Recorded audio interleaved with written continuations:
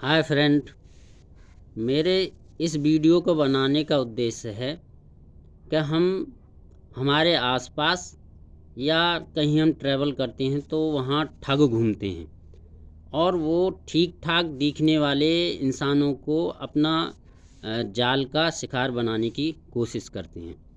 तो ठगी भारत में आम अब प्रचलित हो चुकी है। कई लोग करोड़ों से ठगे जाते हैं, कुछ लोग कम पैसों से ठगे जाते हैं, लेकिन आर्थिक नुकसान तो आर्थिक नुकसान ही होता है।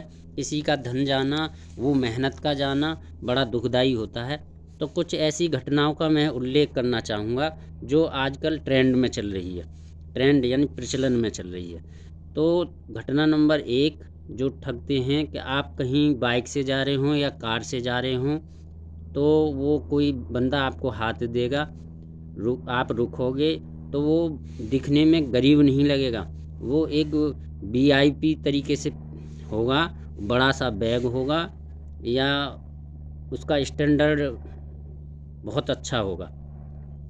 फिर वो कहेगा आपसे कि भाई साहब, मैं इधर इधर से आ रहा था, मेरा पर्स किसी ने खींच लिया, अब मेरे पास में ये समस्या है। जब आप दोनों बात कर रहे होगे तो उसकी फीमेल पार्टनर भी वहाँ आ जाएगी, वो भी दिखने में अच्छी होगी, फिर उसके दो छोटे छोटे बच्चे होंगे। आप देखकर ये नहीं कह सकते कि वो उनके साथ में ऐसी घटना नहीं घटी होगी। तो वो बंदा कहेगा भाई साहब, हमारे पैसे पर्स खींच लिया है, तो हमें वहाँ जाना है, आप हमारी मदद कीजिए। तो कम से कम वो 1500-2000 रुपये का डिमांड करता है। फिर वो कहता है कि आप मेरा ये मोबाइल रख लीजिए। भाई देखिए, भारत क्या है, दया करुणावान देश रहा है, इसमें परोपकार की भावना कूट कूट के पड़ी है। तो लोग वाग सोच लेते हैं यार, इसके साथ जब ये घटना घट गई तो किसी के साथ घटना घट सकती है। तो इसलिए वो कहता है बताइए मैं आपकी क्या मदद करूं। तो वो 2-3 हज़ार की डिमांड रखता है। तो जब आपके पास ऑनलाइन माध्यम नहीं होता तो आप नगद दे देते हैं, जब नगद नहीं होते तो आप ऑनलाइन उसके लिए ट्रांजैक्शन कर देते हैं। तो यहाँ पर एक ये हमें बाद में पता चलता है कि भाई ये तो लुटाई हो गई हमारी, हमारा धन लूट लिया गया वीआईपी तरीके से। क्यों लूट लिया गया? भाई जब आपने ऑनलाइन उसके लिए ट्रांजैक्शन किया तो एक जाहिर सी बात है कि उसके भी मित्र होंगे, उसका भी पिता होगा, भाई होगा, दोस्त होंगे, और जो महिला पार्टनर थी उसकी भी माँ होगी, बहन होगी, दोस्त होंगे। वहाँ से क्यों नहीं मंगा लिए गए पैसे, हमसे क्यों लिए गए? तो इस तरीके की बात सोचने वाली बात है। ये ठगी नंबर एक। ठगी नंबर दो है कि हमारे पास में मोबाइल पर फ़ोन कॉल आती हैं कि भाई आप 10-20 लाख की लॉटरी जीत गए हो, और इस तरीके से आप ये नियम फॉलो करो, कुछ धनराशि हमारे खाते में भेजो, और जब जाके हम 10-20 लाख रुपए। भाई एक इतनी महंगाई के ज़माने में, इतनी चालाकी के ज़माने में कोई 10-20 लाख बिना कंपटीशन के, बिना मेहनत किए कैसे दे देगा? एक सोचने की बात है। लेकिन हम लोग में आकर के उसको कुछ धनराशि सेंड कर देते हैं उसके खाते में, फिर 2-3 हज़ार करता है, फिर 10-20 हज़ार से मांगता है, फिर उस जो हमारी धनराशि चली जाती है तो हम फंस जाते हैं उसके चक्रू में और लाखों दे बैठते हैं। जब हमारे देने की और गुंजाइश नहीं होती तो फिर हमें पता चलता है कि हमारे साथ में एक धोखा और एक लूट हो गई। फिर कुछ नहीं होता साथियों, वो आपका नंबर ब्लॉक कर देता है। ये ठगी नंबर 2 होगी। तो तीसरी ठगी है कि कोई चीज़ बेचने आपके पास में आता है। ज़्यादातर इसका शिकार महिलाएं होती हैं। महिलाएं क्यों होती हैं? जैसे इसका देहाती महिलाओं पर ज़्यादा ठगाई होती है, और ऐसे शहरों में ठगाई होती है जो कस्बे कस्बे नुमा हैं। वहाँ पर क्या होता है कि कुछ सामान वो बेचने आता है, जैसे कि कोई ये क्या कह देते हैं, बर्तन वगैरह, कपड़े वगैरह, इस तरीके से आता है, और वो कहता है भाई ये चीज़ ले लो। जब वो घर घर जाता है तो भाई इतने की है, 10 की है, 12 हज़ार की है। तो महिलाएं ज़्यादातर गेट पे बैठी रहती हैं, जो जेंट्स होते हैं वो बाहर कमाने गए हुए होते हैं। तो महिलाएं कहती हैं भैया हमें तो लेने नहीं है। तो इस तरीके से वो, बहन जी आप ले लीजिए इस सामान को, ये 10-12 हज़ार का है। तो फिर एक दूसरा बंदा उन्हीं के साथ में जो ठगों का ही साथी होता है, वो दूसरे रूप में आता है। जैसे कि वो कपड़ा बेचने वाला है तो वो कोई चाट वाट बेचने वाला होगा, चाट पड़ाके वाला आ जाता है कि भैया क्या बेच रहे हो? तो वो कहेंगे कि भाई तुझे क्या मतलब, हम तो इन बहनजियों से ये सौदा कर लिया है, इनको ही बेचेंगे, तू तो यार चल अपना काम कर। वो कह तो महिलाएं कहती हैं कि भैया जब तुम मेरे को बेच रहे हो तो इस चाट वाले को या पड़ाके वाले को क्यों नहीं बेच सकती। तो वो कहते हैं बहन जी नहीं नहीं, ये इसके बस की बात नहीं है। तो वो कहता है पड़ाके वाला कि बहन जी देखिए सामान तो बहुत अच्छा है, ये तो 20,000 का सामान है, मेरी बहन की या चाचा के लड़के की शादी है, मैं ऐसा है आप मैं उस बहन को, अपनी बहन को ये दूंगा सामान, आप ले लीजिए, मैं आपको पैसा दे दूंगा।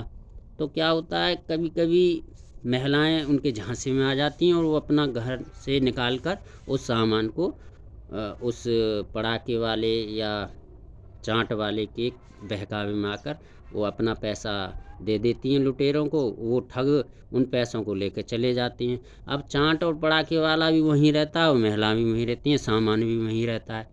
तो वो कहते हैं पड़ाके वाला कि बहन जी देखो मैं तो पड़ाके बेच के अभी आ रहा हूँ और एक फेरी लगा लेता हूँ, सामान ये आपका ये रखा है, और मैं जैसी फेरी लगा के आऊँगा तो आपको ये 20,000 या 10,000 का जो सामान है वो दे जाऊँगा और बस हिसाब बराबर। तो वो पड़ाके बेचने चला जाता है। इस तरीके से वो सामान वहीं रह जाता है और सारे ठग अपना लूट कर उस व्यक्ति को चले जाते हैं। फिर वो महिला कहती है भैया आया नहीं। तो भाई वो सामान है ना, सामान कम से कम 2-4 हज़ार रुपये का होता है बस वो सामान। फिर वो महिलाएं या जिसके साथ ये घटना घटी होती है वो सोचती है कि भाई ये तो मेरे साथ ठगी हो गई। तो ये ठगी का दूसरा रूप है।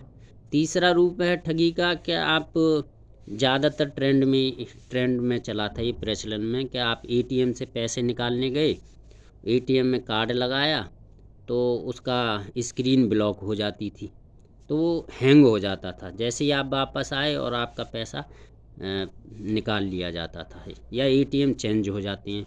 तो ये तीसरी ठगी है। इससे आप विशेषकर एहतियात बरतें जब आप एटीएम से पैसे निकालें, तो आपका कोई पिन ना देख पाए या आपका कोई एटीएम को छू ना पाए, उसे बदल ना पाए। इस तरीके से आपको सतर्क रहना पड़ेगा। चौथी ठगी जो इंडिया में जो चल रही है कि आप कहीं ट्रैवल के लिए गए, सरकारी जैसे बस हैं, रोडवेज बस या ट्रेन से गए, तो क्या है कभी कभी ये हमसे छूट जाती हैं, निकल जाती हैं, शाम हो जाती है, तो हमें वैन वगैरह को पकड़ना पड़ता है। वैन में उसके ही आदमी पहले ही बैठे रहते हैं, तो एक दो सवारी वो बिठाते हैं जिस पर कुछ अच्छा सा सामान दिखता है। जैसे ही वो बैठ जाता है तो आगे चल के उसको कहते हैं कि भाई आगे बदमाश वाला इलाका है, अपने पास में जो पैसे हैं तो वो आगे रख दीजिए। तो सब इस थैले में या इसमें लिफाफे में, तो सब जो उसमें बैठी रहती हैं सवारी वो अपना अपना पैसा उस थैले में रख देते हैं। तो वो जो सवारी बैठती है वो भी अपना अंगूठी वगैरह पैसे वगैरह उस थैले में रख देता है। तो जो बैठा हुआ ड्राइवर कहता है जब उतरो जब इस थैले को ले लेना या लिफाफे को ले लेना। तो वो क्या करते हैं, सारे ही तो लुटेरे होते हैं, वो अकेला ही एक दो सवारी होती है।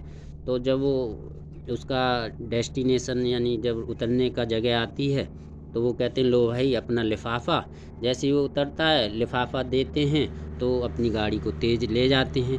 जब वो उतरने वाला सवारी अपना लिफाफा खोलता है तो वो लिफाफा दूसरा होता है, उसमें या तो रद्दी भरी होती है या भूसा भरा रहता है। इस तरीके से लूट की घटनाएं इंडिया में आए दिन हो रही हैं और जिन कितनी कितनी घटनाएं जो भारत में हो रही हैं। लेकिन इससे क्या है, हमारा भारत देश का ज़्यादातर परोपकार, दया और करुणा से भरोसा उठ रहा है। ऐसी घटनाएं अगर होती रहेंगी तो बताइए कौन लोग दया करुणा और परोपकार करना चाहेगा।